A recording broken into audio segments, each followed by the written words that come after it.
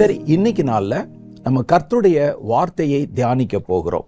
இன்றைக்கு நம்முடைய தியானத்திற்கென்று நான் தெரிந்து கொண்ட வேத வசனம் மத்தேயு சுவிசேஷம் 24வது அதிகாரம் 21, 22 ஆகிய வசனங்கள். மத்தேயு 24ன்னு சொன்னாலே உங்களுக்கு நல்லா தெரியும். அது கடைசி காலங்களை பற்றி எழுதப்பட்ட ஒரு அதிகாரம். கடைசி காலத்தில் என்னென்னலாம் நடக்கும் அப்படின்னு கர்த்தரதுல ஒரு பெரிய பட்டியலே போட்டு சொல்லி இருக்கிறார். அந்த கடைசி கால நிகழ்வுகளிலிருந்து எப்படி தப்பணும் என்ற காரியத்தையும் முத்தாய்ப்பாய் அவர் சொல்லி அந்த அதிகாரத்தை நிறைவு செய்திருப்பார். அதில் நிறைய சம்பவங்கள் சொல்லப்பட்டது இன்றைக்கு நம்முடைய கண்கள் காண நிறைவேறி வருகிறது. வாங்க முதல்ல இந்த வசனத்தை படிச்சிருவோம். அதில் 21வது வசனம் சொல்லுது, மத்தேயு 24, 21. ஏனெனில் உலகம் உண்டானது முதல் இதுவரை சம்பவித்திராததும் இனிமேலும் சம்பவியாததுமான மிகுந்த உபத்திரவம் அப்பொழுது உண்டாயிருக்கும். எப்போ? கடைசி நாட்களில். அந்நாட்கள் குறைக்கப்படாதிருந்தால் ஒருவனாவது தப்பி போவதில்லை. தெரிந்து கொள்ளப்பட்ட ஒரு நிமித்தமோ அந்த நாட்கள் குறைக்கப்படும். நாட்கள் குறைக்கப்படும் அப்படின்னா என்ன அர்த்தம்னா, ஒரு உபத்திரவத்தின் நாட்கள் 10 வருஷம் உபத்திரம் வரணும் அப்படின்னு கர்த்தர் தீர்மானிச்சிருந்தா, தெரிந்து கொள்ளப்பட்டவர்கள் ஜெபம் பண்ணுறது மூலமோ பரிந்து பேசுறதன் மூலமோ கர்த்தரிடத்தில் இரக்கத்திற்காக மன்றாடுகிறவர்களின் நிமித்தமோ அந்த 10 வருஷ உபத்திரவ காலம் என்பது 8 வருஷமாக குறைவதற்கு வாய்ப்பு இருக்குதுன்னு கர்த்தர் சொல்கிறார். அப்போ தெரிந்து கொள்ளப்பட்டவர்கள் இதில் கிரியை செய்யும் போது தான் அந்த உபத்திரவத்தினுடைய வேகமும் சரி காலமும் சரி குறைக்கப்படுவதற்கு வாய்ப்பு இருக்குது. கர்த்தர் நிறைய காரியங்களை நமக்கு வெளிப்படுத்தி சொல்லும்போது பல சமயங்களில் நமக்கு ஆச்சரியமாக இருக்கும். ஒரு பெரிய நிலநடுக்கம் வருகிறது அப்படின்னு தேவ பிள்ளைகளிடத்திலே கர்த்தர் சொல்கிறார். அதில் பல்லாயிரக்கணக்கான மனிதர்கள், பல இடங்களில் இருக்கிற நிலம், வீடு, வாசல்கள் இதெல்லாம் அழிய போகுதுன்னு கர்த்தர் சொல்கிறார். நாமோ ஒரு ஏழை ஊழியக்காரர்கள், நம்மகிட்ட இதை சொன்னால் நம்ம விஞ்ஞானியும் கிடையாது, அதை தப்புவிப்பதற்கு ஜனங்கள் அந்த இடத்துலேருந்து காலி பண்ணி போங்க, அவசரமான அழைப்பு என்று சொல்வதற்கு நம்ம அரசாங்கத்தில் அதிகாரம் பெற்றவர்களும் கிடையாது. ஆனால் கர்த்தர் அதிகாரிகளிடத்துல சொல்லாமல், பெரிய பெரிய விஞ்ஞானிகளிடத்துல கூட சொல்லாமல் நம்மிடத்திலே சொல்கிறார் அப்படின்னு சொன்னால் நம்ம அதை வச்சு என்ன செய்ய போகிறோம்? நம்ம என்னைக்காவது யோசித்ததுண்டா? ஒரு பெரிய ஆபத்து வரப்போகுது, ஒரு நிலநடுக்கம் வரப்போகுது, ஒரு சுனாமி வரப்போகுது, ஒரு பெரிய புயல் காற்று வரப்போகுது. என்ன செய்ய போகிறீங்க? நீங்கள் என்ன செய்ய போகிறீங்க? அப்போ ஏன் கர்த்தர் அதை சொல்கிறார்னா, நாம் செய்வதற்கு அதில் ஏதோ ஒன்று இருக்கிறதுனால தான் கர்த்தர் சொல்கிறார். அது அரசாங்கத்தினால செய்ய முடியாது, மனிதர்களாலையும் செய்ய முடியாது, அதிகாரங்களால் செய்ய முடியாது, ஆனால் தேவ பிள்ளைகளால் செய்ய முடியும். அதுதான் நமக்கு இருக்கக்கூடிய பலன். அப்போ நாம் என்ன செய்கிறோன்னா, மற்றவங்கள போல ஒரு செய்தி மாதிரி வாசிச்சுட்டு அதை அப்படியே வச்சுட்டு, ஓ அப்படியா வரப்போகுதா, பயமாக இருக்கே, வந்த பிறகு பார்த்துக்கலாம் அப்படின்னு இருக்கணும்னா ஏன் கர்த்தர் நம்ம இடத்துல பேசணும்? கர்த்தர் சொல்கிறாரு, உங்களுடைய பொறுப்பு என்ன அப்படின்னு கேட்டால், ஒரு பெரிய ஆபத்து வரும்போது அந்த ஆபத்தினுடைய வேகத்தையும் வீரியத்தையும் குறைக்க முடியும். அதில் அழிய போகிற மனிதர்களுடைய எண்ணிக்கையை குறைக்க முடியும். அதை முழுசாக தடுத்து நிறுத்த முடியாது. அது எவ்வளோ காலம் நீடிக்கணுமோ அந்த காலத்தின் அளவை குறைக்க முடியும். பரிந்து பேசுவதன் மூலம் சேதத்தை பெருமளவிலே உண்டாகாத அளவுக்கு தவிர்க்க முடியும். இதற்காகத்தான் கர்த்தர் நம்மிடத்தில் பேசுகிறார் ஒழிய, வரப்போகிறதை முன்னாலேயே சொல்கிறதுக்காகவோ, ஒரு செய்தியை போல உங்களிடத்துல பகிர்ந்து கொள்வதற்காகவோ, அல்லது நீங்கள் அதை வைத்து நான் சொன்னேன் நடந்துருச்சு பார்த்தீங்களா அப்படின்னு ஜனங்கள் நடுவிலே பெருமை அடித்துக் கொள்வதற்காகவோ கர்த்தர் அதை சொல்லவில்லை. இதை தாண்டி இன்னொரு காரியம் இருக்குது. கர்த்தருடைய தீர்மானத்தின்படி அவர் ஒரு காரியத்தை பூமியில் பெரிய அளவில் ஒரு விபத்தோ ஆபத்தோ மனித குலத்துக்கு எதிராக நடத்தப்படும் போது தம்முடைய தீர்க்கதரிசிகளுக்கு சொல்லாமல் அவர் எதையும் செய்கிறதில்லை. அப்போ தீர்க்கதரிசிகள் சொன்னால் எல்லா தீர்க்கதரிசிகளும் சொல்லணும்னு அவசியம் இல்லை. ஒருவரிடத்தில் ஒன்றை சொல்லலாம், இன்னொருவரிடத்தில் வேறு ஒன்றை சொல்லலாம். இப்போ நீங்கள் பார்த்தீங்கன்னா, ஏசாயாவிடத்தில் சொல்லப்பட்ட செய்திகள் வேற, எரேமியாவிடத்தில் சொல்லப்பட்ட செய்திகள் வேற, எசேக்கியலிடத்தில் சொல்லப்பட்ட செய்திகள் வேற. எசேக்கியலிடத்தில் சொல்லப்பட்ட ஒரு செய்தியை ஏன் ஏசாயா சொல்லலை அப்படின்னு நம்ம கேட்கக்கூடாது. கர்த்தர் எந்தெந்த தீர்க்கதரிசிகளுக்கு எதை வெளிப்படுத்தணும்னு வச்சிருக்கிறாரோ அதை வெளிப்படுத்துவார். ஆனால் ஏதாவது ஒரு தீர்க்கதரிசிக்கு வெளிப்படுத்தாம கர்த்தர் பூமியிலே ஒரு பெரிய காரியத்தை செய்வதில்லை என்று நம்ம பலமுறை வேதத்தில் வாசித்திருக்கிறோம். கர்த்தர் தம்முடைய பரிசுத்த ஊழியர்காரர்களாகிய தம்முடைய தீர்க்கதரிசிகளுக்கு சொல்லாமல் ஒன்றையும் செய்வதில்லை. அதான் வேதவசனம் இல்லையா? இப்போ இன்னைக்கு கர்த்தர் நம்மிடத்துல நிறைய காரியங்களை பேசுவதில் நம்முடைய செயல்பாடுகள் என்ன அப்படிங்கிறத நம்ம அறிந்து கொண்டு கர்த்தர் ஏன் இவ்வளோ பெரிய காரியத்தை நம்மிடத்துல பேசுகிறார்னு தெரிஞ்சுக்கிறணும். அது ஒரு பக்கம் இருக்கட்டும். இந்த கடைசி காலங்களுடைய ஆபத்துகளை பற்றி வேதம் சொல்லும்போது உலக தோற்றம் முதற்கொண்டு இதுவரைக்கும் நடந்திராத பயங்கரங்கள் உங்கள் கண்கள் காண நிறைவேறும் என்றார். அந்த நாட்கள் வருவதற்கு முன்னாலேயே, மழை வருவதற்கு முன்னால தூவானம் விழுவதைப் போல அந்த பெரிய உபத்திரவத்தின் நாட்கள் வருகிறது என்பதை முன்கூட்டியே கட்டியம் கூறுவதைப் போல இன்னைக்கு நடக்கக்கூடிய பல நிகழ்வுகள், உலகத்திலே உண்டாகிற ஒன்றன் பின் ஒன்றாக வருகிற பல குழப்பங்கள் மனித உயிர்களை கொத்து கொத்தாக அழிக்க ஆரம்பித்திருக்கிறத கண்கூடா நம்ம கவனிச்சு பார்க்க முடியுது. இந்த காலம் கர்த்தர் சொன்ன இந்த உபத்திரவ காலம் வருவதற்கு முன்னால இருக்கிற காலம். இப்படித்தான் ஆரம்பிச்சு கொஞ்சம் கொஞ்சமா இந்த உபத்திரவத்தினுடைய தீவிரம் பலத்து கொண்டே போகும். ஒருவேளை ஒவ்வொரு வருஷத்தின் துவக்கத்திலும் ஊழியக்காரர்கள் ஏக மனதாய் வந்து இந்த வருஷம் நல்லா இருக்கும், இந்த வருஷம் ஆசீர்வாதமா இருக்கும், இந்த வருஷம் நெய்யாய் மழை பொழியும் அப்படிலாம் சொன்னா கூட வேதத்தின் அடிப்படையில் உண்மை என்னன்னு கேட்டா ஒரு வருஷத்தை தாண்டி அடுத்த வருஷம் இன்னும் கடினமாய்த்தான் இருக்கும். ஏன்னா நம்ம இருளை நோக்கி நகர்த்தப்படுகிறோம். இன்னைக்கு ஒரு இருளும் ஒளியும் கலந்த ஒரு மாலை நேரம் இருந்தால் அடுத்த வருஷத்தில் நீங்கள் பார்த்தீங்கன்னா இன்னும் கொஞ்சம் டார்க்கான இருளாகும். எப்படியே வந்து கடைசியில் அந்த உபத்திரவ காலத்துக்குள்ளே போகும் என்பதுதான் வேதம் நமக்கு கற்றுக் கொடுக்கக்கூடிய ஒரு காரியம். இப்போ இன்னைக்கு நம்ம என்ன பார்க்க போகிறோம்? நம்மை சுற்றிலும் நடக்கிற பொல்லாத நிகழ்வுகள் இதெல்லாம் நமக்கு வலியுறுத்தி சொல்லுது. பாருங்க, இஸ்ரேல் தேசத்தை மையமாக வைத்து நடத்தப்படுகிற யுத்தம். இஸ்ரேல் போய் பக்கத்தில் இருக்கிற நாடுகளோட காசால குண்டு போட்டாங்க, காசாவை அச்சுறுத்தினார்கள். பக்கத்தில் இருக்கிற ஒவ்வொரு தேசத்தோடையும் யுத்தம் கலந்து கொண்டு வருகிறார்கள். அதை தாண்டி இப்போ ஈரான் மேலே தங்களுடைய யுத்தத்தை துவக்கின போது ஈரான் திருப்பி அடிக்க ஆரம்பிச்சிருக்குது. நிறைய நஷ்டம். இஸ்ரேல் தேசத்தினுடைய கேபிட்டல் சிட்டியில் அந்த டெல் அவிவில் நிறைய சேதங்கள். ஒரு பெரிய விஞ்ஞான கூடம், இஸ்ரேலுடைய மிக முக்கியமான விஞ்ஞான கூடம் கூட அழிக்கப்பட்டிருக்கிறது. பொது வெளியில் நிறைய நியூஸில் அங்கே இருக்கிற பாதிப்புகளை பற்றி நிறைய செய்திகள் சொல்லாமல் மறைக்கப்பட்டாலும் உண்மையிலே நிறைய பாதிப்புகள் அங்கே இருக்குது. அப்போது இந்த யுத்த காலங்கள் ஒரு பக்கம், இதை மையமாக வைத்து சீனா யுத்தத்தில் இறங்குவதற்கு ஆயத்தப்படுகிறது. அமெரிக்கா யுத்தத்தில் இறங்கி இஸ்ரேலை ஆதரித்தால் ரஷ்யா நாங்களும் யுத்தத்துக்கு வருவோம், ஈரானுக்கு ஆதரவாக நாங்களும் களத்தில் இறங்குவோம்னு சொல்லி பயமுறுத்துகிறார்கள். இப்படி அணி சேர்ந்து கொண்டால் இவைகள் மறுபடியும் ஒரு உலகப்போர் மாதிரி வந்துடும். இரண்டாவது உலகப்போர் உங்களுக்கு தெரியும். அச்சு நாடுகள், நேச நாடுகள் என்று சொல்லி 2 பிரிவாக தேசங்கள் பிரிந்து கொண்டு சண்டை போட்டுக்கிட்டு இருந்தாங்க. உலகத்தினுடைய மேக்சிமம் தேசங்களில் அந்த யுத்தத்தினுடைய எதிரொலி காணப்பட்டது, பாம் வீசப்பட்டது. ஆனால் அப்போ வந்த அந்த யுத்தங்களுக்கும் இந்த கடைசி காலங்களில் நாம் வாழ்கிற காலத்தில் வர்ற யுத்தத்துக்கும் நிறைய வித்தியாசம் உண்டு.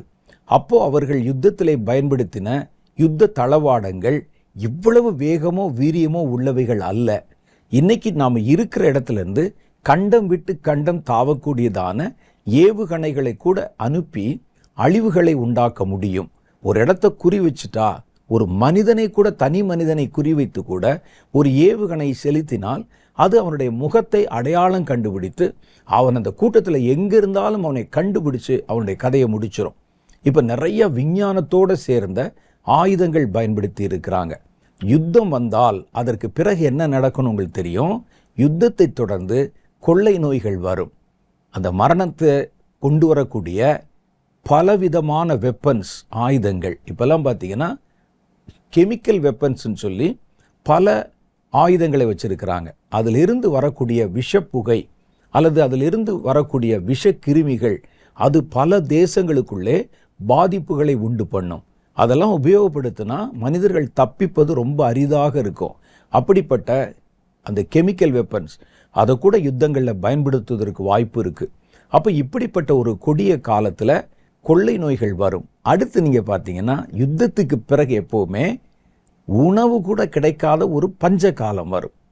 2வது உலகப் போருக்கு பிறகு வந்த பஞ்ச காலம் பல வருடங்கள் நீடித்தது. இந்தியாவில் கூட எலும்பும் தோலுமா குச்சியுமா ஒரு நாளைக்கு ஒரு வேளை சாப்பிடுவதே பெரிய காரியமாக பஞ்ச காலத்தை எதிர்கொண்டு கடந்து போனவர்கள் அந்த யுத்த காலத்தில் இருந்தவங்கிட்ட கேட்டால் கதையாக சொல்லுவாங்க. அவ்வளவு பாதிப்புகள். இப்போ உலக அளவில் இந்த ஒரு போர் நடத்தப்பட்டு வந்ததுன்னா அதை தொடர்ந்து ஒரு கொடிய பஞ்ச காலமும் வருவதற்கு வாய்ப்பு இருக்குது. இது ஒரு பக்கம் இருக்குன்னு சொன்னால், இன்னொரு பக்கத்தில் தவறான விஞ்ஞானம், மனிதர்களுக்கு தீமை செய்கிற விஞ்ஞானம் வளர்க்கப்பட்டு ஊக்குவிக்கப்பட்டு மனித குலத்தை அச்சுறுத்தி கொண்டிருக்கிறது. பல இடங்களில் வேலை வாய்ப்புகள் ஜனங்களை விட்டு பறிபோய் இருக்குது. பெரிய பெரிய கம்பெனியில் எதிர்பார்ப்போட வேலைக்கு சேர்ந்தவங்க ஆயிரக்கணக்கில் ஒரே நேரத்தில் வேலை இழப்பு தொடர்கிறது. இன்னொரு பக்கம் கொள்ளை நோயுடைய அச்சுறுத்தல் இருக்குது. ஒவ்வொரு தேசங்களிலும் பொருளாதார சிக்கல் இருக்குது. இதெல்லாம் நம்ம பார்க்கும்போது இதில் எப்படி தப்பிக்கிறது, இதில் நம்ம என்ன செய்ய முடியும் என்ற ஒரு பயம் நமக்கு தோன்றுகிறது. இந்த உபத்திரவ காலங்கள் யதார்த்தமாய் வந்ததல்ல, இவர் சொன்னதுனால இவர் செஞ்சதுனால, அப்படி இல்லை. இது ஏற்கனவே முன்குறிக்கப்பட்ட உபத்திரவ காலங்கள். இது தேவனால முன்குறிக்கப்பட்டது. இது மனிதர்கள் கொண்டு வந்தது இல்லை. இந்த உபத்திரவ காலத்தை குறித்து இயேசு கிறிஸ்து வாழ்ந்த காலத்திலேயே கடைசி காலம் எப்படி இருக்குன்னு சொல்லி அழகாக நமக்கு எச்சரித்து சொல்லி வைத்திருக்கிறார்.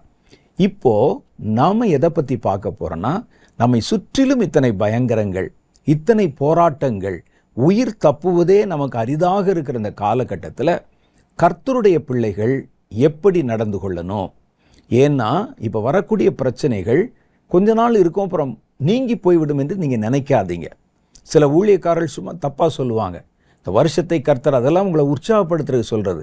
ஆனால் நிதர்சனமான உண்மை என்ன அப்படின்னு கேட்டிங்கன்னா, காலம் வர வர வர அது பொல்லாததாகவும் இன்னும் கடினமானதாக மாறிக்கொண்டே வரும்.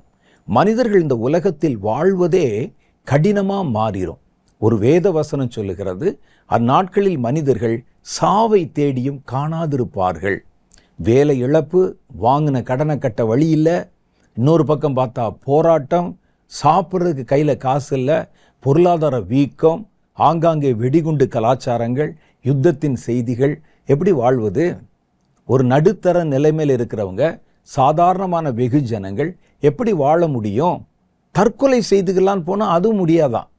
அப்போ அப்படிப்பட்ட ஒரு கொடிய காலகட்டங்கள் வர ஆரம்பிச்சிருக்குது. நம்ம ரொம்ப விழிப்பாக இருக்கணும்.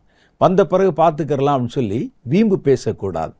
ஒரு நிமிஷம்தான், ராத்திரியிலே போடப்பட்ட ஒரு ஏவுகணை, ஒரே நிமிஷம், ஒரு நிமிஷத்துக்குள்ள பல கட்டடங்கள் தரைமட்டமாகிவிட்டன. அந்த டெல்லவிவ் படத்தை பார்த்தீங்கன்னா அப்படி நெருப்பு மழை மாதிரி கொட்டுது. வானத்திலிருந்து தீ கொட்டின மாதிரி இந்த ஏவுகணையினுடைய பயங்கரம். அடுத்த நிமிஷம் இவங்க எவ்வளோ பல வருஷம் கஷ்டப்பட்டு கட்டின கட்டிடங்கள் தரைமட்டமாகிவிட்டன ஒரு நேரத்தில். அப்போ இப்போ உள்ள காலகட்டத்தில் மனிதனுடைய வாழ்க்கை என்பது நிச்சயமற்ற ஒரு தன்மையை நோக்கி நகர்த்தப்படுகிறது. எந்த நேரமும் எது வேண்டுமானாலும் நடக்கலாம், யாருக்கு வேண்டுமானாலும் நடக்கலாம். அதனால் கர்த்தருடைய ஜனங்கள் இந்த காலகட்டங்களில் ரொம்ப விழிப்பாக இருந்து தங்களுடைய ஜீவனை பாதுகாத்து கொள்ளணும். சடுதியில் மரணம் வந்தால் கூட நம்ம கண்ணை விழிச்சு பார்த்தா கர்த்தருடைய மடியில் இருக்கணும். அந்த மாதிரி நீங்கள் உங்களை ஆயத்தப்படுத்தி கொள்ளணும். ஏன்னா நம்ம நினைப்பது ஒன்று. சமீபத்திலே நடந்த அகமதாபாத்திலே நடந்த விமான விபத்து பற்றி நீங்கள் கேள்விப்பட்டிருப்பீங்க. அவர்களுக்குள்ளே 1000 விதமான எதிர்கால திட்டங்கள் இருந்திருக்கும். லண்டன் போய் இறங்கினோன்னே என்னென்ன செய்யணும், அங்கே நம்ம எப்படி யார்கிட்ட பேசணும், அங்கே என்ன வேலைக்கு போகிறோம், பல கனவுகள் இருந்தது. அந்த விமானம் ஏறுவதற்குள்ளேயே அது கீழே இறங்கி அதில் ஒருவர் இருவர் தவிர மற்ற எல்லாரும் மரித்து போனாங்க. அவங்களுக்கு என்ன நடக்குதுன்னே தெரியல. அப்போ நிச்சயமற்ற ஒரு வாழ்க்கை, நிச்சயமற்ற ஒரு காலத்துக்குள்ளே நம்ம கடந்து போய் கொண்டிருக்கிறோம்.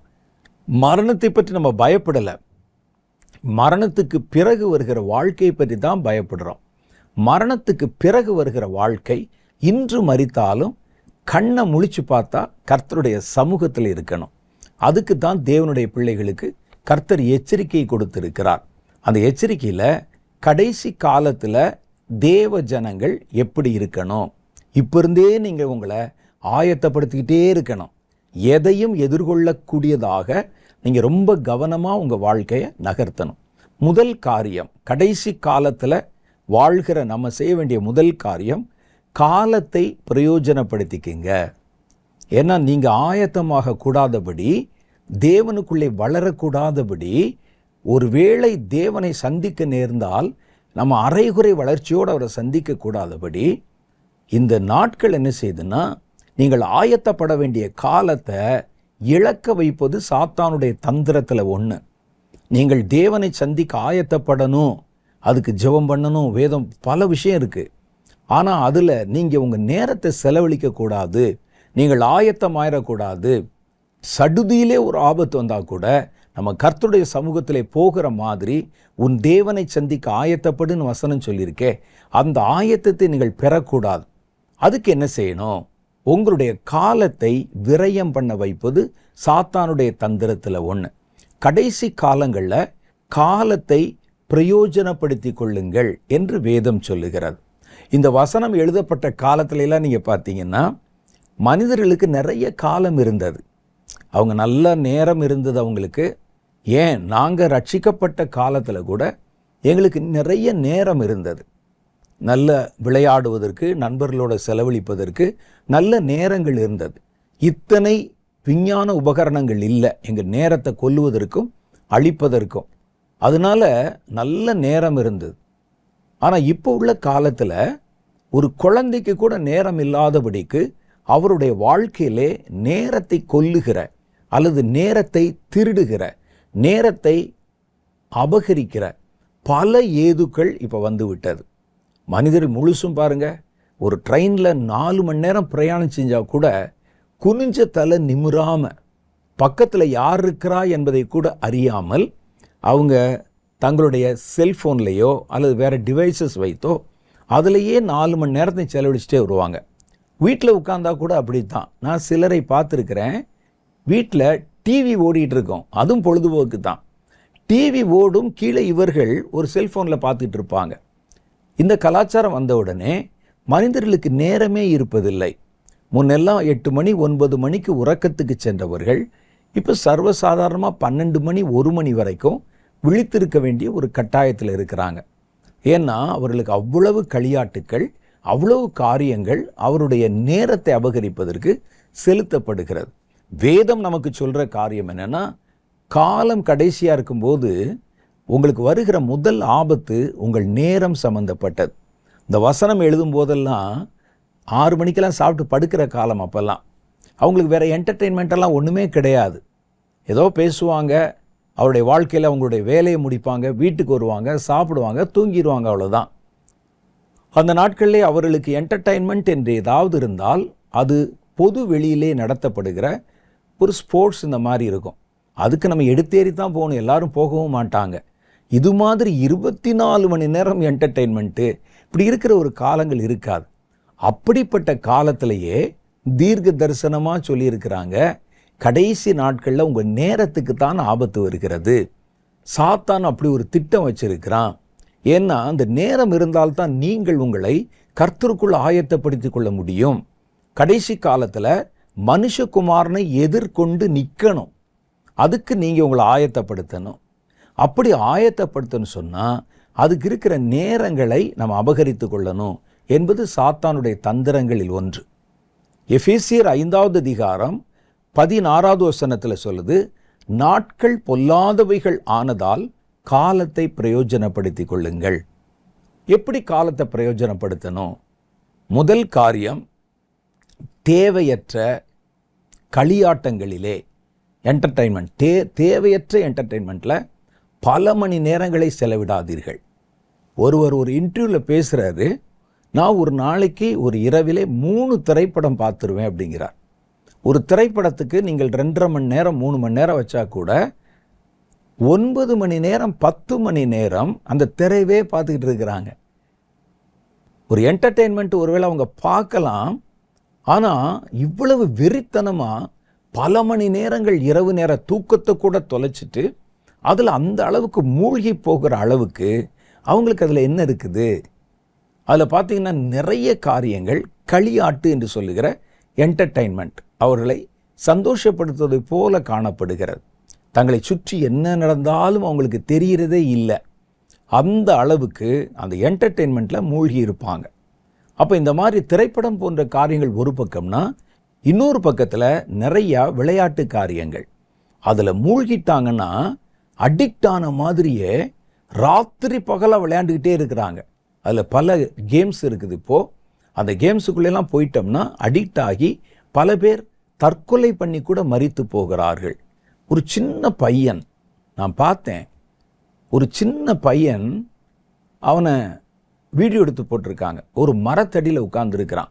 சின்ன பையன் சொன்னால் ஒரு 6-7 வயசு இருக்கும். தன் செல்ஃபோனில் எதையோ கவனமாக பார்த்துக்கிட்டே இருக்கிறான். அவனுடைய கால்களில் எறும்புகள் அப்படியே ஏறி காலே தெரியாத அளவுக்கு அப்படியே கடித்து மொய்த்து கொண்டிருக்கிறது. அவன் அதை பற்றி கவலைப்படவும் இல்லை, நினைக்கவும் இல்லை. முழுசாக இதில் தான் உட்கார்ந்துருக்கிறான். இப்போ இந்த கடைசி கால தலைமுறை என்னவாகிறதுன்னு பாருங்க.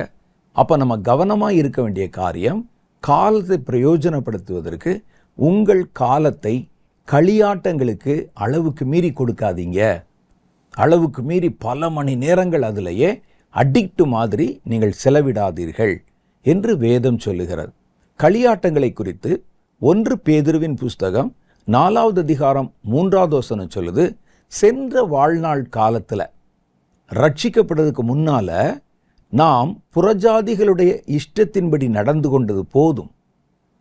முன்ன புறஜாதிகள் எப்படி நடக்கிறாங்களோ அப்படி நடந்து கொண்டோம். அப்பொழுது நாம் காம விகாரத்தையும் துர் இச்சைகளையும் நடப்பித்து மதுபானம் பண்ணி களியாட்டம் செய்து வெறி கொண்டு அருவருப்பான விக்கிரக ஆராதனையை செய்து வந்தோம் என்று அவர் சொல்றார்.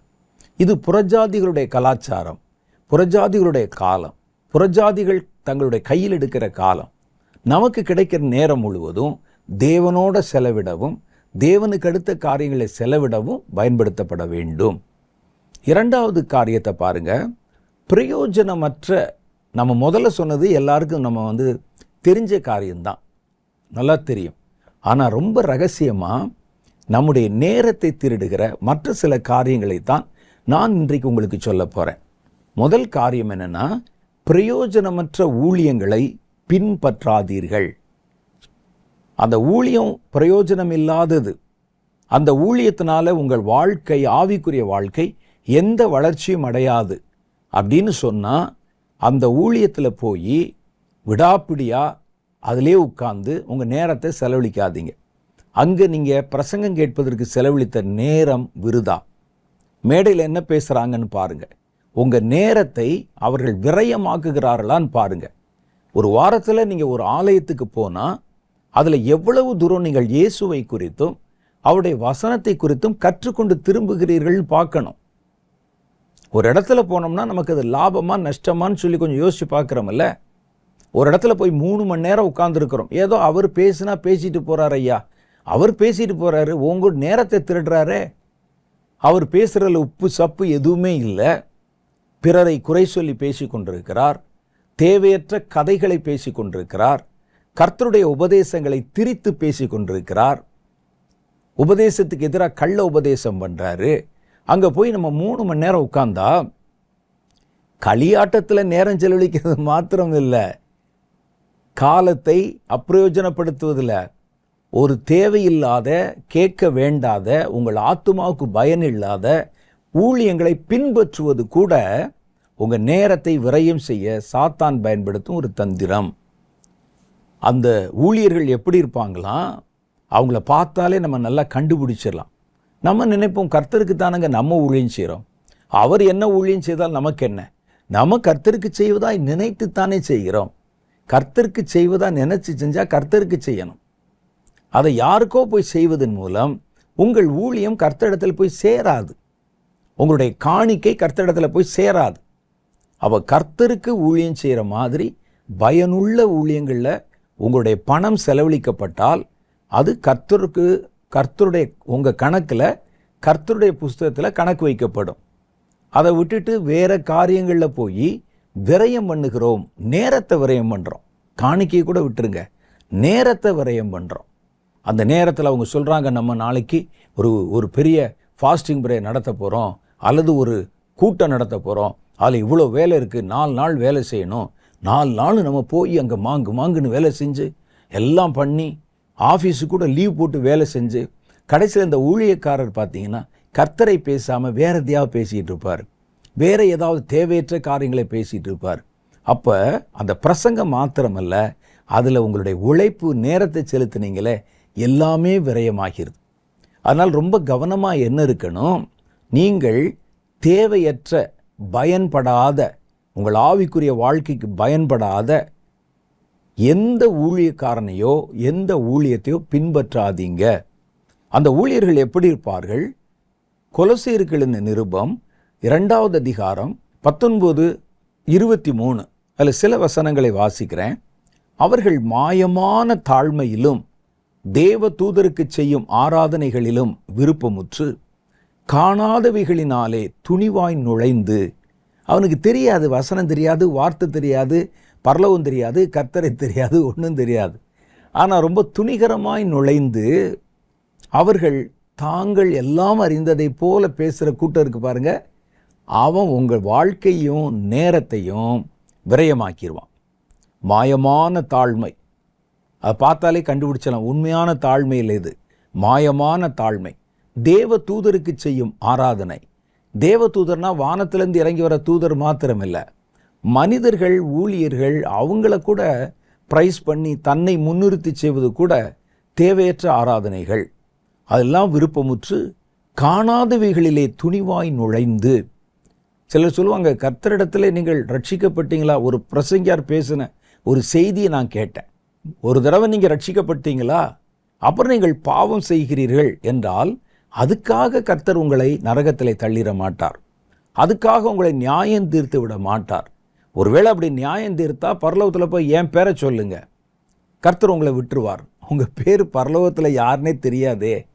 அப்போ நம்ம என்ன செய்கிறோம் பாருங்கள், பரலோகம்னா என்னன்னு தெரியலை, நம்மை நடத்துகிற தேவன் யாருன்னு தெரியலை, பரலோகத்தினுடைய காரியங்கள் என்னன்னு தெரியலை, நியாய தீர்ப்புனா என்னன்னு தெரியலை, கர்த்தருடைய வசனம்னா என்னன்னு தெரியல. காணாதவைகளிலே துணிகரமாய் நுழைந்து தன் மாம்ச சிந்தனையினாலே, இவங்களா உட்காந்து யோசிக்கிறது, மாம்ச சிந்தனையினாலே வீணாய் இருமாப்பு கொண்டிருக்கிற எவனும் உங்கள் பந்தய பொருளை நீங்கள் இழந்து போகும்படி உங்களை வஞ்சியாதிருக்க பாருங்கள். அவன் உங்கள் பந்தய பொருளை இழக்க வச்சிருவான், நேரத்தை இழக்க வச்சிருவான். இப்படிப்பட்ட அந்த போதனைகள் சுய இஷ்டமான ஆராதனை. 23வது வசனம். இப்படிப்பட்ட அந்த போதனைகள் சுய இஷ்டமான ஆராதனையையும் மாயமான தாழ்மையையும் சரீர ஒடுக்கத்தையும் பற்றி ஞானம் என்கிற பெயர் கொண்டிருந்தாலும் இவைகள் மாம்சத்தை பேணுவதற்கு ஒழிய மற்றொன்றுக்கும் பிரயோஜனப்படாது. அப்போ இந்த ஊழியங்களில் நீங்கள் உங்களை ஈடுபடுத்தி கொள்வது, இப்படிப்பட்டவர்களை பின் செல்வது, பல மணிக்கணக்காக உட்கார்ந்து போட்டு கேட்டுக்கொண்டிருப்பது உங்களுடைய நேரத்தை அபகரிக்கிற ஒரு செயல். உங்களுடைய உழைப்பு, நேரம், பணம் எல்லாவற்றையும் விரயமாக்கிடுவாங்க இவங்க. இந்த ஊழியம் உங்களுக்கு பிரயோஜனப்படாதுன்னே சொல்கிறார். சுய இஷ்டமான ஆராதனை, அந்த ஆராதனை தேவனுக்கு பிரியமா பிரியமில்லை, இவனுக்கு என்ன பிரியமோ, இவர்களுக்கு என்ன மாதிரி ஆராதனைகள் கொண்டாட்டங்கள் தேவையோ அதை ஆராதனை என்ற பெயரில் பண்ணுறாங்க. இவைகளில் நீங்கள் கவனமாக இருக்கணும். 2வது காரியம் பாருங்க, உங்களுக்கு பிரயோஜனம் உள்ள கர்த்தருடைய வார்த்தைகள். ஒரு போதகம்னா உங்களுக்கு பிரயோஜனமுள்ள போதகமாக இருக்கணும். எனக்கு தேவையே படாத ஒரு போதகம், நீங்கள் அதை யோசிச்சு பார்த்தீங்கன்னா, இதை கேட்டு நான் என்ன செய்ய போகிறேன், தேவையில்லாத ஒரு போதகம், அதில் பல மணி நேரத்தை நம்ம செலவழிப்பாங்க. ஏசாயா தீர்க்கதரிசியின் புஸ்தகம் 48வது அதிகாரம் 17வது வசனத்தில் ஏசாயா இப்படி ஒரு வார்த்தை சொல்கிறார். என்ன சொல்கிறார்னா, இஸ்ரவேலின் பரிசுத்தராய் இருக்கிற உன் மீட்பராகிய கர்த்தர் சொல்லுகிறதாவது.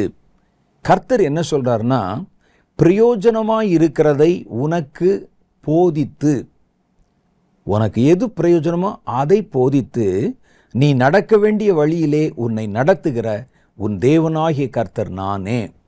கர்த்தர் ஒரு இடத்துல கிரியை செய்தால் உங்களுக்கு எது பிரயோஜனமோ அந்த காரியத்தை போதனையாக சொல்லுவார். அதை விட்டுட்டு இன்னைக்கு பார்த்தீங்கன்னா தங்களுடைய ஞானத்தை காட்டவோ அறிவை காட்டவோ தேவையில்லாத காரியங்களை சில இடத்துல பேசிகிட்டே இருப்பாங்க. ஆதாம் பேசுனது என்ன மொழி? ஆதாம் என்ன மொழி பேசினார்? எபிரேய மொழி தான் பேசினார். கர்த்தர் என்ன மொழி பேசுவார்? எபிரேய மொழி தான் பேசுவார். ஒரு நாள் செய்தி முழுசும் அதான், ஒவ்வொரு மொழியும் எப்படிப்பட்டது அப்படின்னு. ரெண்டாவது பாருங்க, காயினுக்கு மனைவி எங்கே கிடைத்தாள்? காயினும் இப்போ இல்லை, மனைவியும் இல்லை, காயினுடைய சந்ததியும் இல்லை. எல்லாம் நோவாவின் பெருவெள்ள காலத்திலே அழிஞ்சு போயிட்டாங்க. அப்போ காயினுக்கு மனைவி எங்கே கிடைத்தாள்? இப்போ எதுக்கு உங்களுக்கு அது?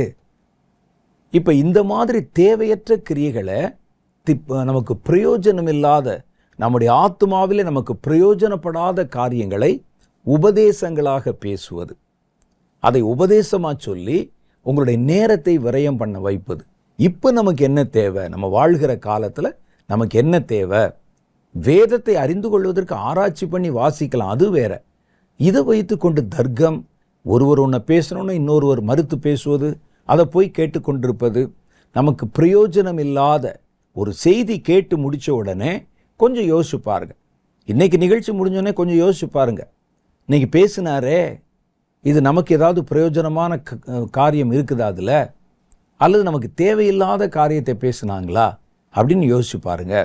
நமக்கு பிரயோஜனமுள்ள உபதேசங்கள், பிரயோஜனமுள்ள சத்தியம், இவைகளை பேசுவதனால, அவைகளில் நேரம் செலவழிப்பதனால நம்முடைய காலம் அதில் போயிடுது. அடுத்த காரியம் பாருங்களேன், இதெல்லாமே கிறிஸ்தவ வட்டாரத்துக்குள் நடக்கிறது. 1 தீமோத்தேயுவின் புஸ்தகம் 1வது அதிகாரம் 3வது வசனத்தில் கட்டுக்கதைகள், அவன் பார்த்த மாதிரி பேசின மாதிரி கேட்ட மாதிரி கட்டுக்கதைகளை பிரசங்கமாக பேசி ஒரு நாள் நேரத்தை முழுசும் வேஸ்ட் ஆக்கிடுவாங்க. ஒரு 10 பேர் இருக்கிறாங்க அப்படின்னா ஒரு 3 மணி நேரம் கட்டுக்கதைகளாக பேசுகிறார் ஒருத்தர் அப்படின்னா, ஏறத்தாழ ஒரு 10 பேருடைய 3 மணி நேரம் 30 மணி நேரம் 10 பேரை பாதித்து விட்டார். அப்போ நம்ம என்ன செய்யணும்? வீணாய் பேசுகிற கட்டுக்கதைகளுக்கு செவி சாய்க்கிற காலத்தில் நம்ம இருக்கிறோம். அவைகளை விட்டு விலக வேண்டும். பாருங்கள், வேதம் சொல்லுது 1 தீமோத்தேயு 1:3, வேற்றுமையான உபதேசங்களை போதியாதபடிக்கும் விசுவாசத்தினால் விளங்கும் தெய்வீக பக்தி விருத்திக்கு ஏதுவாய் இராமல் தர்க்கங்களுக்கு ஏதுவாய் இருக்கிற கட்டுக்கதைகளையும் முடிவில்லாத வம்ச வரலாறுகளையும் கவனியாதபடி நீ சிலருக்கு கட்டளையிட வேண்டும். கர்த்தருடைய பிள்ளைகள் கட்டளை இடுங்க. அதை வீணான வம்ச வரலாறு பேசுகிறாங்க. நம்மெல்லாம் யார் தெரியுமா? கிறிஸ்தவம் இந்தியாவுக்குள்ளே வர்றதுக்கு நம்முடைய இனத்தார், நம்முடைய முன்னோர்கள், எங்கள் ஜாதிக்காரங்க தான் அதில் வேலை செஞ்சாங்க. அவர்கள் தான் இந்த சுவிசேஷத்தை தோமா கொண்டு வரும்போது கூட போய் அவங்க தான் வேலை செஞ்சாங்க. அப்படிலாம் வம்ச வரலாறுகள், கட்டுக்கதைகளை சொல்லி ஜனங்கள் அதை நம்ப வைக்காதீங்க. அவருடைய நேரம் விரயம், நேரம் விருதாவாகிறது. இவர்களை விட்டு விலகும்படி வேதம் சொல்லுகிறது. இது எல்லாத்தையும் தாண்டி இப்போ இருக்கிற ஒரு பெரிய ட்ரெண்ட் என்ன தெரியுமா? யூடியூப்பில் ஒவ்வொரு ஊழியர்களை பற்றியும் அவருடைய அந்தரங்கங்களை பற்றியும், அல்லது இவன் எப்படி செஞ்சுட்டான் அப்படி செஞ்சான் சொல்கிற காரியங்களை எக்ஸ்போஸ் பண்ணி பேசிக்கொண்டே இருப்பது.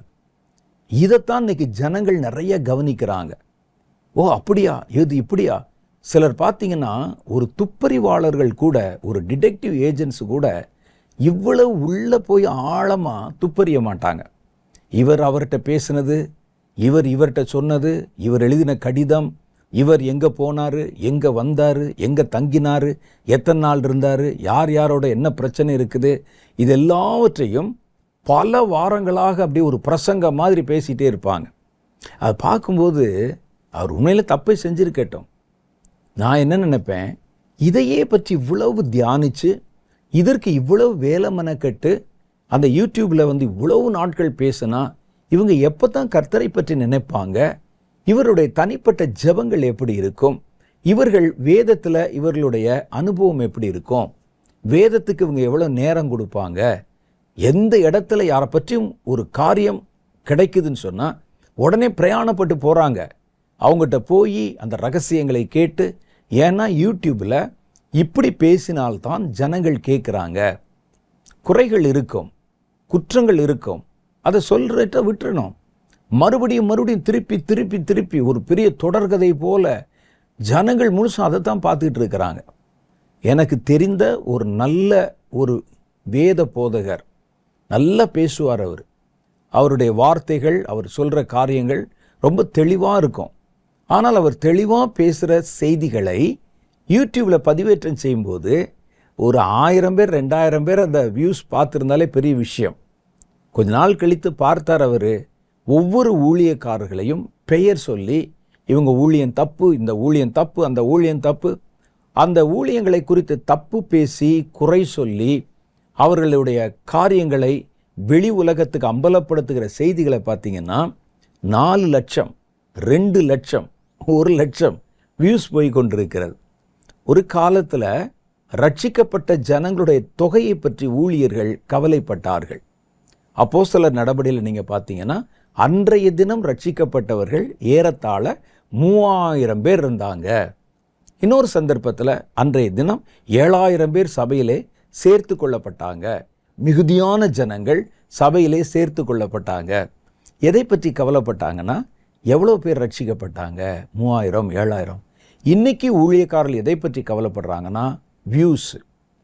நாம் சொன்ன செய்தி எவ்வளோ பேர் அதை வியூஸ் எவ்வளோ போயிருக்கு. அந்த வியூஸில் வந்தவர்கள் முழுவதும் ரட்சிக்கப்பட்டார்கள் என்று அர்த்தம் அல்ல. அவர்கள் முழுவதும் கர்த்தரோடு சேர்க்கப்பட்டார்கள் என்றும் அர்த்தம் அல்ல. ஒருவேளை இது யூடியூப் வழியாக நீங்கள் பிழைப்பதற்கு உதவி செய்யும். அப்போ உடனே அவர் பார்த்தார், இந்த பழைய டீச்சிங்கெல்லாம் பேசுவார், அதெல்லாம் மூட்டை கட்டி வச்சுட்டு இந்த ஊழியத்தினுடைய ரகசியத்தை மரித்த ஊழியர்கள் எல்லாம், எப்போவோ இருந்த ஊழியர்கள் எல்லாம் அவருடைய ஊழியத்தில் இந்த குறை இருந்தது, அந்த குறை இருந்ததுன்னு ஒரு டிடெக்டிவ் மாதிரி பேசுவாங்க. சில நியூஸ் பேப்பர்கள், சில பத்திரிகையில் பார்த்தீங்கன்னா துப்பறியும் செய்திகளே இருக்கும். முதல்ல டிடெக்டிவ், ஒரு சம்பவம் நடந்துச்சுன்னா அதனுடைய முன்னணி பின்னணி எல்லாம் போய் நிருபர்கள் விசாரித்து பேசுவாங்க. அதே மாதிரி பேசிக்கொண்டு இந்த ஊழியர்களும் தங்கள் காலத்தை விரயம் செய்து அதை கேட்குற ஜனங்கள் பாருங்கள், அதைத்தான் கேட்குறாங்க இன்னைக்கு. அப்படி தான் பேசணும். அதை விட்டு வசனம் வார்த்தை பேசுனீங்கன்னா இதில் என்ன இருக்குது, அதெல்லாம் நாங்கள் வீட்டில் படிச்சுக்கலாங்க, இதில் தான் இதை நான் தெரிந்து கொள்ள முடியும்னு பேசுகிறாங்க. அப்போ நீங்கள் இப்படிப்பட்ட காரியங்களில் உங்கள் நேரத்தை அதிகமாய் செலவழித்து கர்த்தரிடத்திலே நீங்கள் வளரவும் ஆயத்தப்படவும் இருக்கிற நேரத்தை குறைச்சிடாதீங்க. இது நமக்கு ஒரு வஞ்சகமாய் விரிக்கப்படுகிற வலை. இரண்டாவது காரியம், இந்த கடைசி நாட்களில் வரக்கூடிய ஒரு பெரிய ஆபத்து என்னன்னு கேட்டால் வதந்திகள், ரூமர்ஸ். ரூமர்ஸுக்கு தமிழில் பேர் வதந்தி. இந்த வதந்திகளை நம்பாதிருங்கள். இயேசுவே எச்சரித்து சொல்லியிருக்கிற வதந்தி, இல்லாத ஒரு காரியத்தை இருக்கிற மாதிரி உடனே அதை நீங்கள் நம்பிட்டு அது பின்னாலே போயிடாதீங்க. வதந்திகள் கடைசி காலத்தில் வரும். இப்போ நம்ம ஏன் இதை பற்றி பர்டிகுலராக சொல்கிறோம், ஸ்பெசிஃபிக்காக சொல்கிறோம்னா, இந்த கடைசி நாட்களில் வந்திருக்கக்கூடிய சில விஞ்ஞானங்கள் வதந்திகளை பரப்புவதற்கு, ரூமர்ஸை கிளப்புவதற்கு ரொம்ப உதவிகரமாக இருக்குது.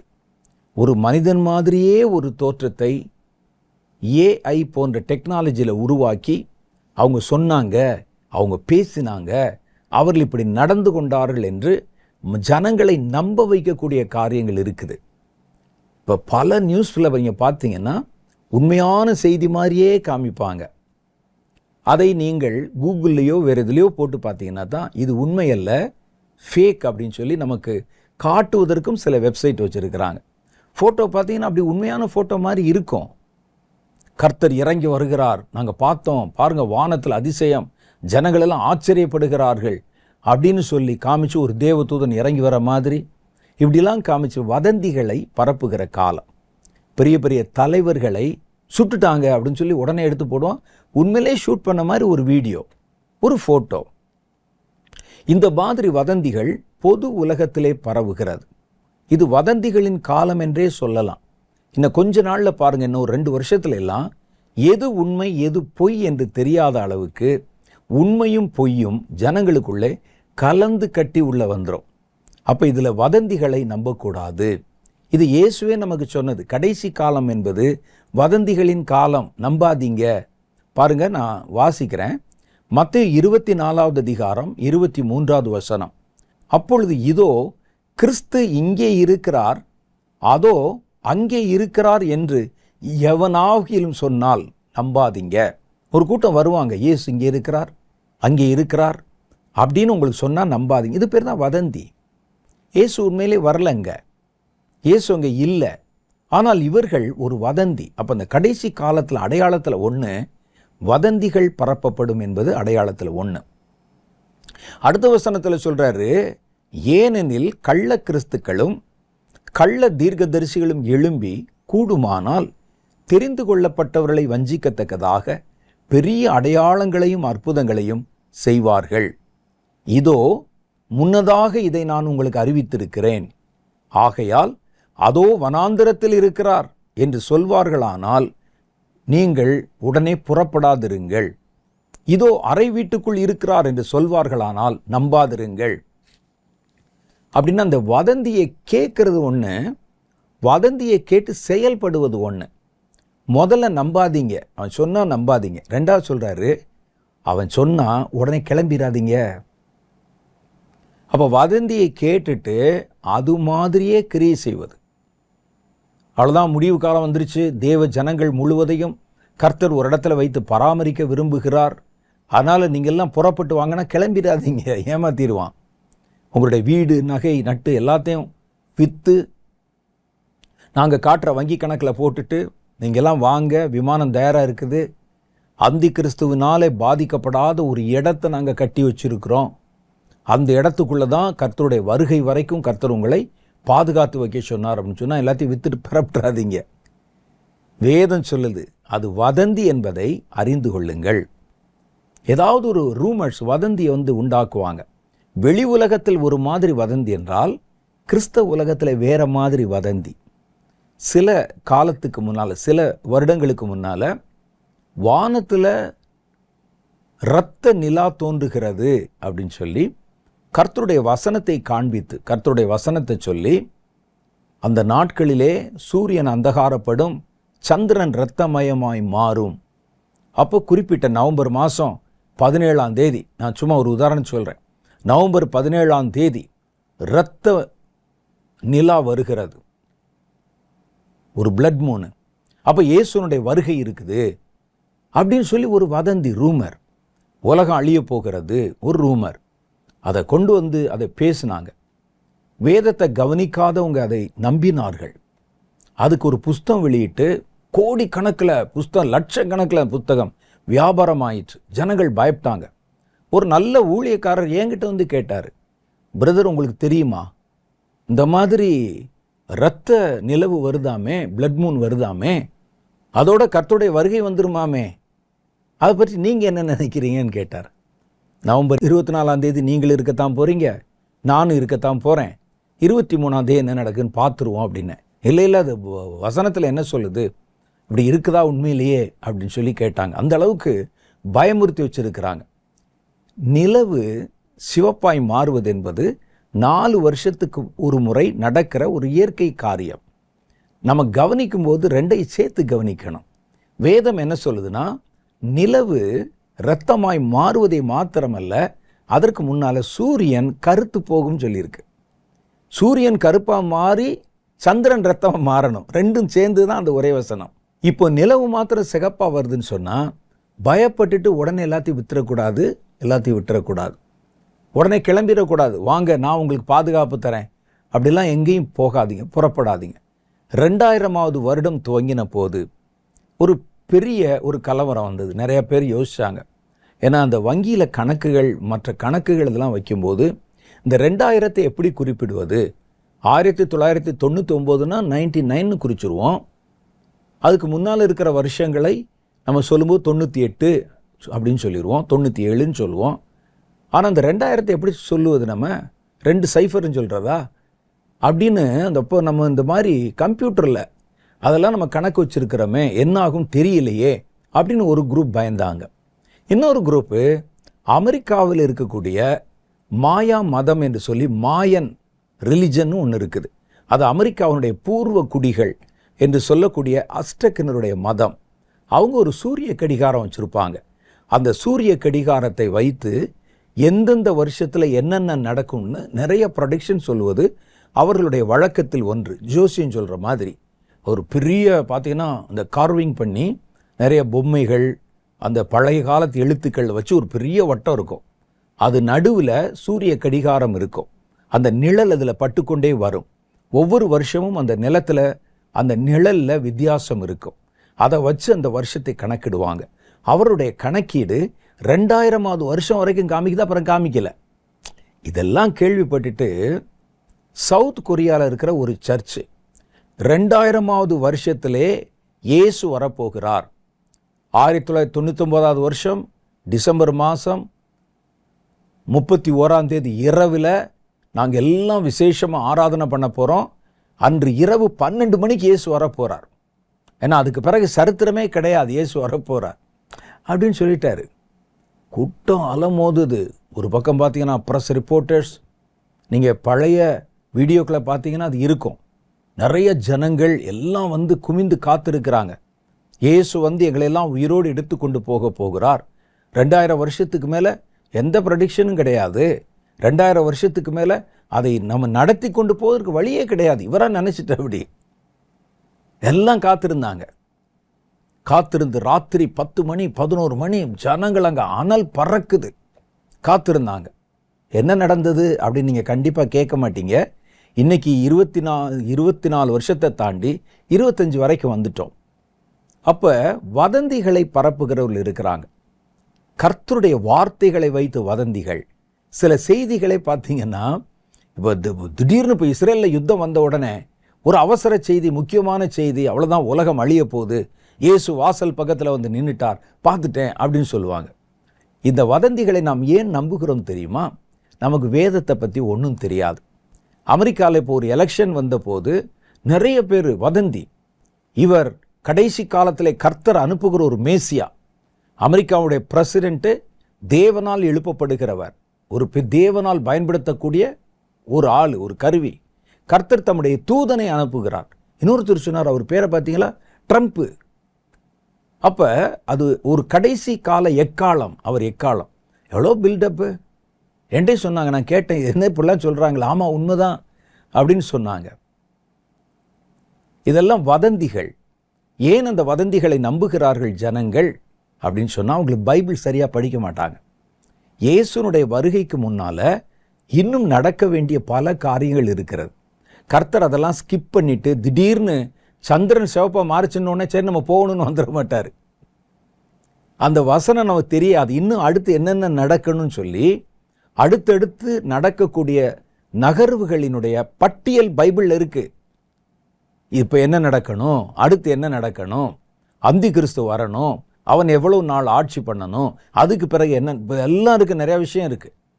இதெல்லாம் இல்லாமல் இதெல்லாம் ஸ்கிப் அப் பண்ணிட்டு இயேசு வரமாட்டார். அப்போ திடீர்னு ஏதாவது ஒரு புது நிகழ்வுகளை பார்த்த உடனே எதையாவது ஒரு வசனத்தை எடுத்து குழப்பி ஜனங்களை இதுதான் என்று நம்ப வைத்து, அதுக்கு பேர் தான் வதந்தி. இதெல்லாம் ஆவிக்குரிய வதந்திகள், ரூமர்ஸ். இவைகளில் நீங்கள் கவனமாக இருக்கணும். இதை நம்ம எப்படி கண்டுபிடிக்கிறதுனா, கர்த்தருடைய வசனத்தில் பழக்கமும் பரிச்சயமும் இருக்கணும் உங்களுக்கு. இல்லாட்டா சொல்லப்படுற எல்லாத்தையும் நம்பிடுவீங்க. வசனத்தில் கர்த்தர் அடுத்தடுத்து என்ன செய்கிறார், அவருடைய திட்டம் என்ன இருக்குது நமக்கு தெரியணும். அந்த வசனத்தில் இல்லாத ஒரு காரியத்தை வதந்தியாக சொன்னால் நம்பிட்டு உடனே கிளம்பிடாதீங்க, புறப்பட்டுறாதீங்க. அது சொல்லக்கூடிய காரியம். கடைசி காலத்தில் திரளான வதந்திகள் இப்படியே புறப்படும். மத்தேயு 24:5 சொல்றாரு, அந்நாட்களில் அநேகர் என் நாமத்தை தரித்து கொண்டு நானே கிறிஸ்து என்பான். அது ஒரு வதந்தி. கிறிஸ்து அங்கே இருக்கிறார் இங்கே இருக்கிறான்னு சொல்ற ஒரு கூட்டம். இன்னொரு ஆள், ஏன் அங்கெல்லாம் போறீங்க, நானே கிறிஸ்து அப்படின்னு சொல்லுவாங்க. இதெல்லாம் ரூமர்ஸ். கடைசி கால நிகழ்வுகளை பற்றி சொல்லுகிற காரியங்களில் ரூமர்ஸும் இருக்குது, உண்மை இருக்குது. அதை கண்டுபிடிக்க நீங்கள் தான் கண்டுபிடிக்கணும். ஏதாவது ஒரு சம்பவம் ஒரு மாதிரி நடந்துருச்சுன்னா, இதோ இயேசு வந்துட்டாரு, அவ்வளோதான் முடிந்தது இதோட அப்படின்னு சொல்கிறதெல்லாம் உங்களுடைய கவனத்தை திருப்புவதற்கும் வியூஸ் வாங்குவதற்கும். அப்போ இந்த வதந்திகள் உலாவுகிற காலத்தில் நீங்கள் தப்பிக்கணும்னா கர்த்தருடைய வசனத்தில் நீங்கள் தெளிவாக இருக்கணும். ஒரே ஒரு காரியத்தை வேகமாக சொல்லி முடிக்கிறேன். கடைசி நாட்களில் ஆவிகளை குறித்து கவனமாக இருங்க. கடைசி நாளில் தேவனுடைய பிள்ளைகள் ஆவிகள் இருக்கு பாருங்க, பொல்லாத ஆவிகள், அது கிரியை செய்கிற காலம். இதில் நீங்கள் ரொம்ப கவனமாக நடந்து கொள்ளணும்.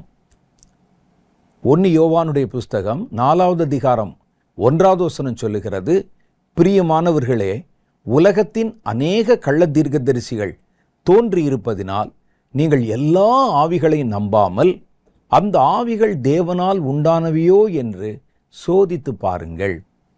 அப்போ இந்த நாட்களில் பார்த்தீங்கன்னா நிறைய இடத்துல அபிஷேகம் என்ற பேரில் கூட பொல்லாத ஆவிகள் திரளாக இறங்குகிறதை பார்த்துருக்கிறோம். நாங்கள் நடத்துகிற கூட்டத்திலே பார்த்துருக்கிறேன். சில இடங்களில் போகும்போது அங்கே நடைபெறுகிற கூட்டங்களில் பார்த்துருக்கிறேன். பரிசுத்தாவி மாதிரியே தெரியும் வெளியே பார்த்தா. அப்படியே அவங்களும் அந்நிய பாஷை பேசி கீழே விழுந்து உருண்டு பரிசுத்த வல்லமையில் நிறந்த மாதிரி தரிசனம் கூட சொல்லி, ஆனால் வாழ்க்கையில் நீங்கள் நல்லா கவனித்து பார்த்தீங்கன்னா கனிகள் எதுவுமே இருக்காது.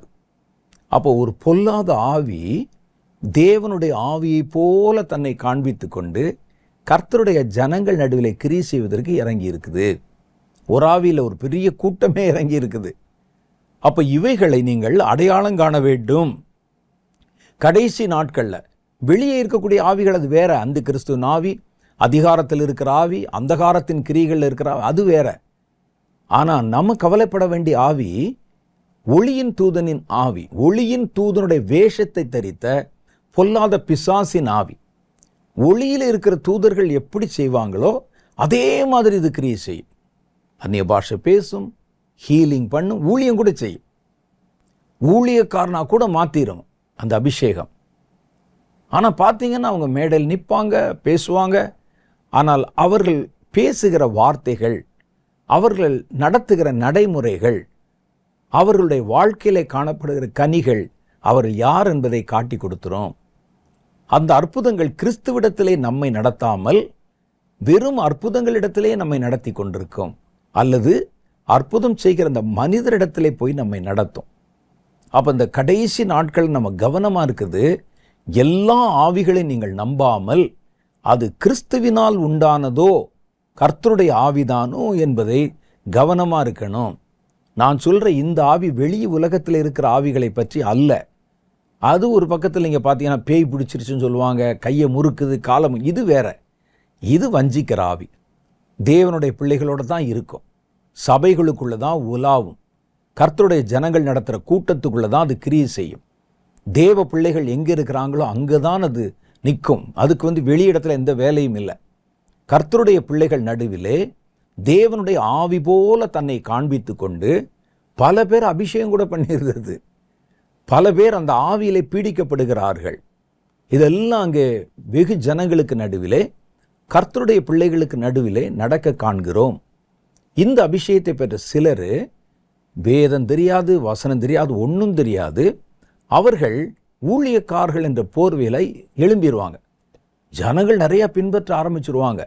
மேடையில் ஜனங்களை கீழே விழ வைப்பதும் தள்ளுவதும் இதெல்லாம் எதுக்கு அப்படின்னு யோசிச்சு பார்த்தீங்கன்னா, அவர்கள் தங்களை பிரபலப்படுத்தி கொள்வதற்கு.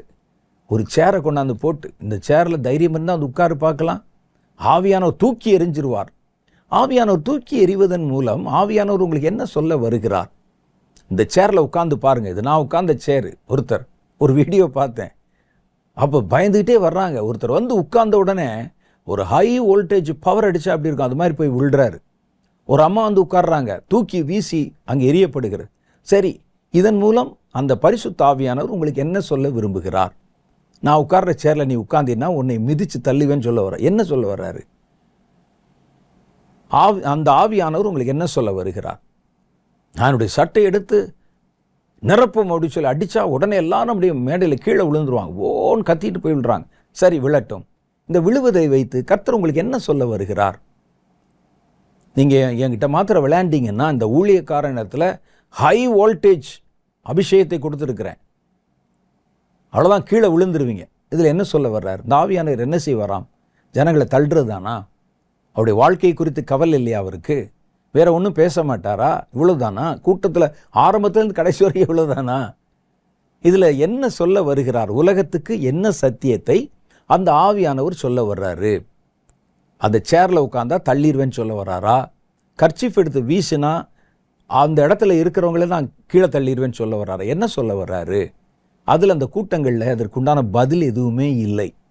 அப்போ இவைகள் வெறும் ஒரு ஆவிக்குரிய அசைவு, ஒரு ஆவிக்குரிய நிகழ்வு போல காட்டப்பட்டு வேறு விதமான ஆவிகளை கொண்டு அவைகள் நிறைவேற்றப்படுகிறது. பரிசுத்த ஆவியானவர் உங்கள் ஆவிக்குரிய வாழ்க்கையை குறித்து கவலைப்படுகிறவர். அவர் வரும்போது உங்களை சகல சத்தியத்துக்குள்ளும் நடத்தணும். அவர் நீதியை குறித்தும் நியாய தீர்ப்பை குறித்தும் கண்டித்து உணர்த்தணும். அதுக்கு தான் அபிஷேகம். அப்போ வெறுமனே நமக்கு ஒரு பெர்ஃபார்மன்ஸ் காட்டுற ஆவியானவர் இதன் மூலம் என்ன சொல்ல வருகிறார் உலகத்துக்கு, அந்த கேள்விக்கு நமக்கு விடை இல்லை. அதனால நீங்கள் எல்லா ஆவிகளை நம்பாம, எல்லா ஆவிகளும் இதெல்லாம் பரிசுத்த ஆவின்னு சொல்லி நம்பி ஏமாந்து போகாம, அது தேவனால் உண்டானதா, தேவனிடத்தில் என்னை நடத்துகிறதா, என்னுடைய நித்திய வாழ்க்கை குறித்து கவலைப்படுகிறதான்னு சோதித்து பார்த்து அறிந்து கொள்ள வேண்டும். அப்போ அந்த கடைசி காலத்தில் நீங்கள் விழிப்புள்ளவர்களாக இருக்கணும்.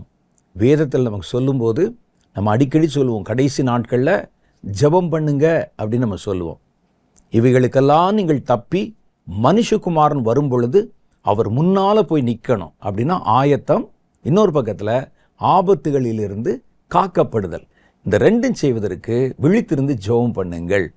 ஜெபம் பண்ணுறது மாத்திரம் இல்லை, விழித்திருக்க வேண்டியது ரொம்ப அவசியம். விழித்திருக்கன்னா ராத்திரி நேரத்தில் உட்கார்ந்து ஜெபம் பண்ணுங்கல்ல. விழிப்புனா அலர்ட்.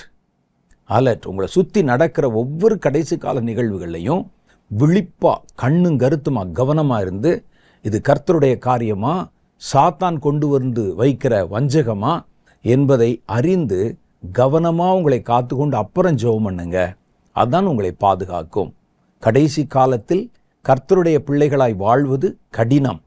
இந்த நேரத்தில் நம்ம வேண்டாத காரியங்களில் நேரத்தை செலவழித்து காலத்தை இழந்து போகவோ, வஞ்சகங்களுக்கு இடம் கொடுத்து வதந்திகளை ஏற்றுக்கொண்டு போகவோ, தூஷணங்களை கேட்பதிலே பல மணி நேரங்களை செலவழிக்கவோ நம்ம கடந்து போகக்கூடாது. கர்த்தருடைய வருகை சமீபம். ஒரு சின்ன ஜெபம் பண்ணிடலாமா? ஜெபம் பண்ணுவோம். அன்பும் இரக்கம் நிறைந்த எங்கள் பரலோக பிதாவே, நாங்கள் வாழ்கிற இந்த கடைசி காலம் ஆபத்துகளும் வஞ்சகங்களும் ஏமாற்றும் வதந்திகளும் எங்கள் கையில் கர்த்தர் கொடுத்திருக்கிற காலத்தை அபகரிக்கிறதும் பயனற்றதாக மாற்றுகிறதுமாக இருக்கிறதுனால, கடைசி காலத்தின் தேவ ஜனங்கள் ஆண்டவரே எவ்வளவு விழிப்பாக கண்ணும் கருத்துமாக எங்களுடைய அழைப்பை நிறைவேற்றவும் எங்கள் ரட்சிப்பை நிறைவேற்றவும் நாங்கள் பிரயாசப்படணும். இருக்கிற காலங்களுடைய தொகை எங்களுக்கு பத்தாத ஆண்டவரே, வேதத்தில் சொல்லப்பட்டதைப் போல காலத்தை எண்ணும் அறிவை, காலத்தை அறிந்து கொள்ளும் அறிவை, எங்கள் நாட்களை எண்ணும் அறிவை எங்களுக்கு நீர் கற்பியும் போதியும் என்று சொன்னதைப் போல எங்களுக்கு கொடுக்கப்பட்ட நாட்கள் குறைவு. வருகையின் காலம் நெருங்குகிறது. எந்த நேரத்திலும் எதுவும் சம்பவிக்க முடியும். அப்படிப்பட்ட காலகட்டத்தில் நாங்கள் எப்பொழுதும் விழிப்புள்ளவர்களாக இருக்கும்படிக்கு, எப்பொழுதும் ஆயத்தமாக இருக்கும்படிக்கு, எங்கள் தேவனை சந்திக்க நாங்கள் ஆயத்தப்படும்படிக்கு நாங்கள் விழிப்புள்ளவர்களாக இருந்து எங்களை சுற்றிலும் நடக்கிற ஒவ்வொரு காரியத்திலும் கவனமாய் செயல்பட எங்களுக்கு உதவி செய்தருளும். கடைசி கால கிறிஸ்தவர்கள் எப்படி வாழ வேண்டும் என்று வேதத்தில் எங்கள் சொல்லப்பட்ட இன்னும் அநேக காரியங்களை எங்களுக்கு தெளிவுபடுத்தி அதன்படியே எங்கள் வாழ்க்கையை நாங்கள் அமைத்து கொள்ள எங்களுக்கு உதவி செய்தருளும். தொடர்ந்து தேவனுடைய கரத்திலே இந்த நாளை ஒப்பு கொடுக்கிறேன். வருகிற வாரத்தை ஒப்பு கொடுக்கிறேன். இந்த வார்த்தைகளை கேட்டவர்களை ஒப்பு கொடுக்கிறேன். கர்த்தருடைய பிரசன்னம் அவர்களோட கூட இருந்து அவர்களுக்கு வேண்டிய நன்மைகளை பரத்திலிருந்து கட்டளையிட்டு அவருடைய ஜெபங்களெல்லாம் கவனித்து கேட்டு கர்த்தர் அவர்களை ஆசீர்வதியும். பேர் பேராய் அவர்களை ஆசீர்வதியும். இயேசுவின் நாமத்திலே என் ஜெபத்தை ஏற்றுக்கொள்ளும் எங்கள் பிதாவே, ஆமென். கர்த்தர் இந்த நாளில் நம்மோடு பேசினார். நம்மை சுற்றிலும் நடக்கிற நிகழ்வுகளை பார்க்கும்போது நம்ம எந்த நேரமும் ஆயத்தமாக இருக்கணும். நம்முடைய காலத்தை பிரயோஜனப்படுத்தி கொள்ளணும். நான் இதை குறித்து தியானித்ததை நான் அப்படி யோசித்து பார்த்ததை தான் உங்களிடத்திலே பகிர்ந்து கொண்டிருக்கிறேன். ஆகவே விழிப்பாக நடந்து கொள்ளுங்கள். கர்த்தர் சீக்கிரம் வருகிறார். அடுத்த வாரம் வேறொரு புதிய நிகழ்ச்சியோட, புதிய செய்தியோடு உங்களை நான் சந்திக்கிறேன். அதுவரை கர்த்தர் உங்களை ஆசீர்வதித்து காப்பாராக. ஆமென்.